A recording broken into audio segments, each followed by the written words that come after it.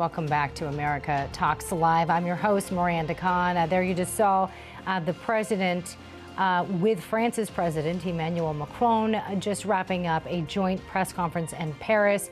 We're going to give you the very latest details on that in case you missed it with our political panel.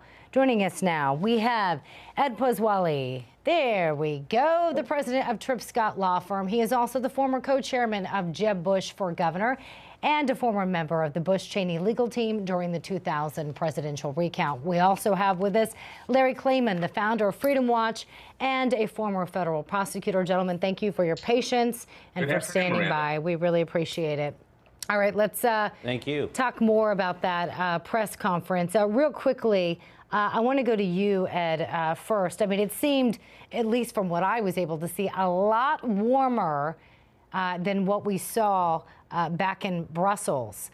We all remember that firm handshake. The two seemed to be kind of joking, smiling a lot, shaking each other's hands, putting each other's hands on each other's back, trying to reinforce that strong relationship that France and the U.S. has had, probably the oldest alliance. What was your takeaway? It was the oldest. It is the oldest alliance, and frankly, the visual was in keeping with that long-standing old alliance between France and the U.S. Donald Trump, for lack of a better term, can be charming, and I think he charmed. That press conference was all about Donald Trump being charming. I do think there's a lot of things that we agree and will help France on.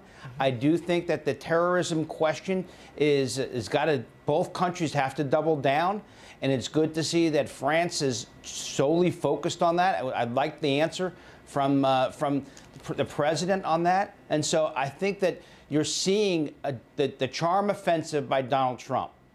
Yeah, Larry, would you agree? Because we did hear a lot about the Paris Accord. Obviously, this is something that, you know, France is very proud of and would love the U.S. to join. Obviously, they're not seeing eye to eye on that, and France's president admitted that. But he said that doesn't stop us from being able to talk about other things. And you heard much of that news conference focus on Syria. Is that a positive step in the right direction? Right. You saw a charm offensive by President Macron as well. I've never seen a French president speak English at a formal event like that before. He was talking to the American people. It's very unique. Right. I happen to like this French president, although he's a converted socialist. He now is a capitalist. He's trying to change the economy of France, get decent labor rules and things like that. And let's remember that France was our strongest ally. We wouldn't have a country without France if we didn't have the French Navy intervene in the Revolutionary War. And France wouldn't be independent as a republic if it wasn't for American help. In fact, Thomas Jefferson was one of the conceivers, founders of the French Revolution.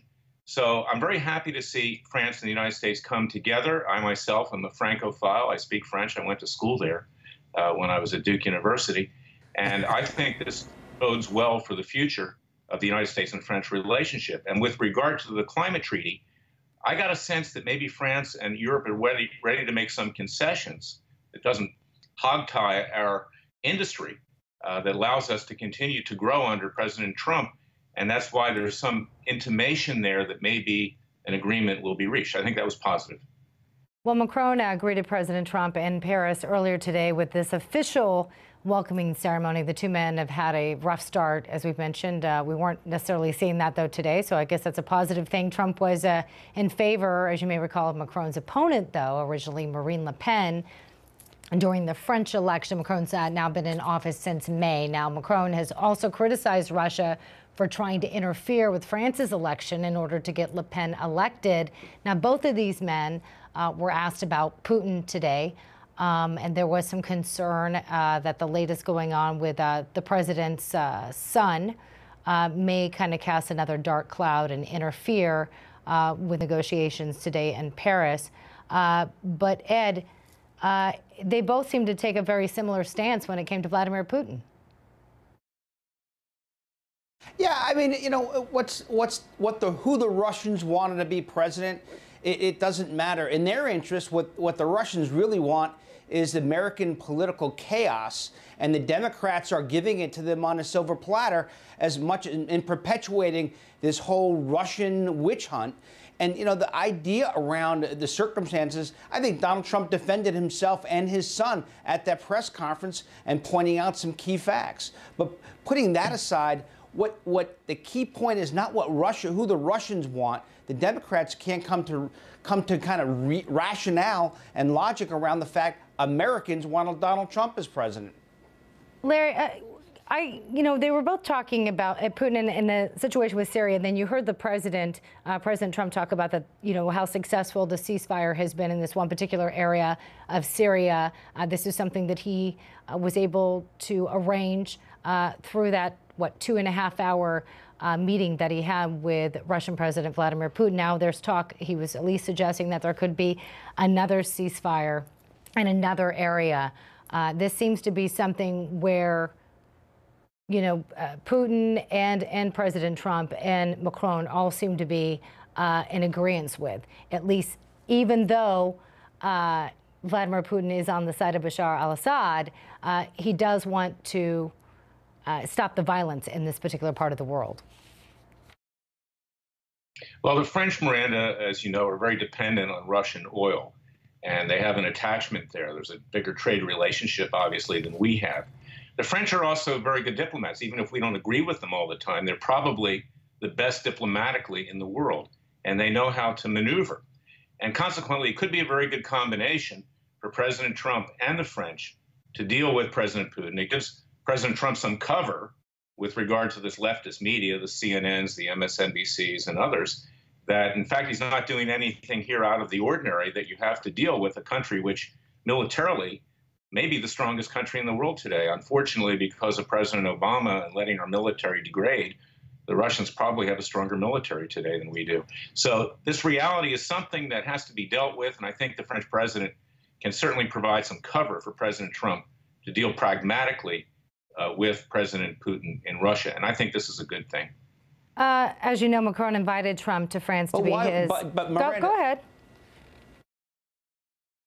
Miranda, why wasn't the ceasefire celebrated in a big... Because that was a big step for both Russia and the United States to agree on a ceasefire in a portion of a war-torn country that benefits mostly the people who live there, and also avoids a potential direct conflict between the United States Air Force and the Russian Air Force.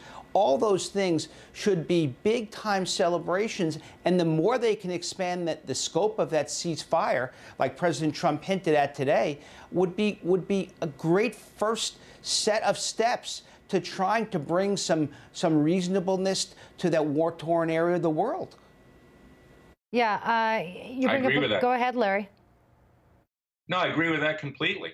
I mean, President Trump does not get any credit for anything. I mean, every time he opens his mouth, he's called a liar by CNN and MSNBC, the Washington Post, New York Times. And obviously, he's accomplished a great deal just in 6 months. Now, the fact that his own political party, the establishment Republicans, are stabbing him in the back right and left is not his fault. They just want to run their candidate in 2020, their establishment candidate, and hope that Trump won't be there anymore. It's a sad situation.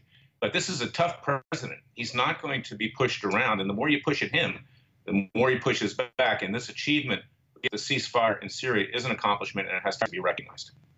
Final word to you, Ed, on this this dual press conference today. Well, look, I think, again, it reaffirms our oldest ally. I think historically that it played directly to the history between the two countries. It also kind of tacked down the attempt to gin up some animosity, which wasn't apparent at this press conference. And there are a lot of things that both France and the United States can find mutually to work on. Terrorism and Syria are just two things: trade and the climate potential reintroduction of the Paris Accord with the United States is the other two things. I think those, you'll see that. So I see some real progress here. There's some benefit to having a good relationship between the two leaders. Ed, Larry, please stick around. When we return, we're going to talk about changes to the GOP's health care bill. Yes, changes. They were just revealed. And we're going to share those with you, but we want to hear from you. We want to get your thoughts. Should Congress try to repeal and replace Obamacare, or should it just let it fail. Send us your thoughts now. Email us at newsmaxnow@newsmaxtv, or you can send us a tweet at newsmaxnow. Welcome back to America Talks Live. I'm your host, Miranda Khan. We want to bring our political panel back in. Joining us once again, we have Ed Poswally. He is the president of Tripp Scott Law Firm. He's also the former co-chairman of Jeb Bush for governor and a former member of the Bush-Cheney legal team during that 2000 presidential recount. We're also pleased to have with us Larry Klayman. Larry is the founder of Freedom Watch and a former federal prosecutor. Thank you, gentlemen, for sticking around. You're welcome. So Senate Majority Leader Mitch McConnell unveils, it's the big reveal of the GOP's revised health care plan. The plan keeps an amendment that Ted Cruz and Mike Lee proposed. That amendment would allow insurance companies to sell plans that don't meet the strict requirements under Obamacare. But insurance companies must also provide plans that do meet those standards, at least one. Multiple media outlets report that the new bill gives another $70 billion to states to help reduce costs for customers in the exchange. The plan also gets rid of the proposed tax cuts to the wealthy that were in the original bill. Now, the CBO is expected to release its score early next week, which is also when they're hoping to vote on this. Okay, here's a quick look again at what's in and what's out in the new bill so we can all keep it straight. It keeps cuts to Medicaid.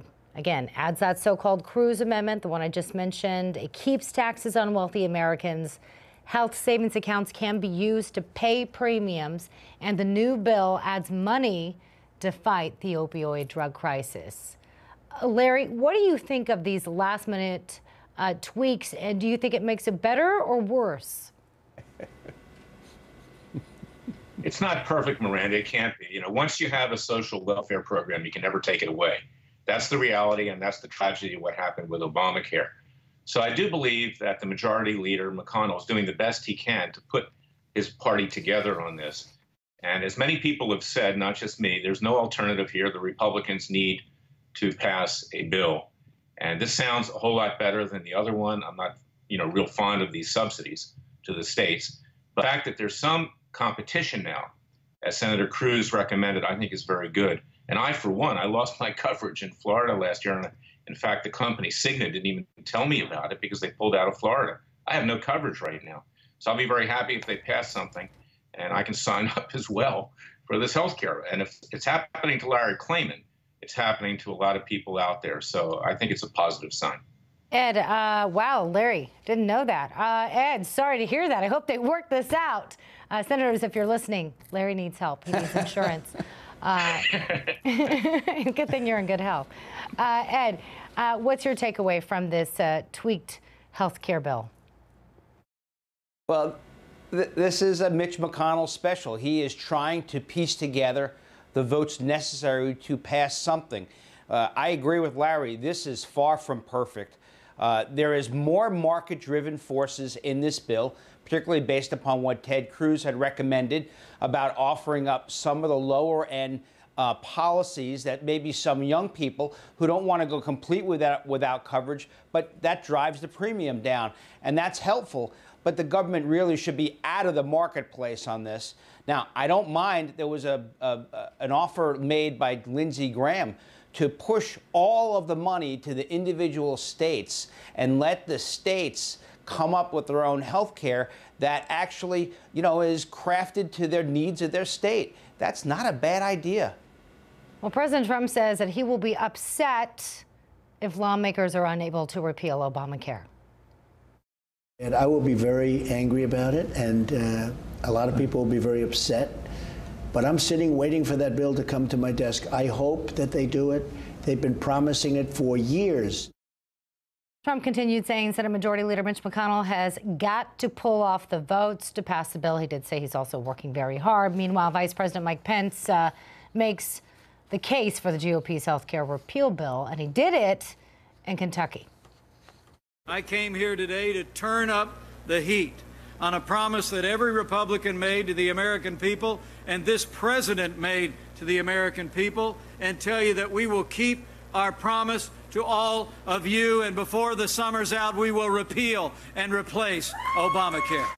The Vice President also praised Senator McConnell's decision to keep keeping that whole idea of canceling the August recess in order to work on the GOP's bill. Okay, so as you know, this is a little tricky. Obviously, we've all learned healthcare is a little more complicated than we thought it was going to be, given what's happened with the House and what's happened with the Senate, and now this new revised bill, and they keep delaying votes. So next week, this is supposed to happen. Next week, they can only afford to lose 2 Republicans. Larry, we've heard Rand Paul seems pretty firm that he's not going to vote on it, regardless of this amendment. And Susan Collins doesn't appear to be inching anywhere towards it either. That could change. Do you think it will, though? And do you think we'll have a vote next week? If I had to predict, I would give it a chance of passage. I think in the end, maybe they'll give Rand Paul a little sweetener here for something else that he might want. But I don't think he's going to be the fly in the ointment. It's not good for him politically. He is a political person. He is a senator, and he wants to be president of the United States someday. And so if he lets Obamacare go down like that, he can forget about that. So I think they will come around. Susan Collins, they probably have taken out removing funding for Planned Parenthood. That was big for her. Regrettably, that's out. Right. But they'll satisfy them. They'll find a way. This is going to be horse trading in the next week. Last 20 seconds to you, Ed. Now, remember, even if it passes the Senate next week or the week after, it still has to go to conference. Now, you know, Mitch McConnell could actually put Rand Paul on that conference committee so that he could then help bridge the gap between what the House passed. That could be an idea. Just throwing it out there. Senator Rand Paul, if you're listening, right. Just throwing it out there. Yeah. Ed Pasquale, Larry Klayman. Gentlemen, thank you so much for joining us today. Appreciate your insight. You're welcome.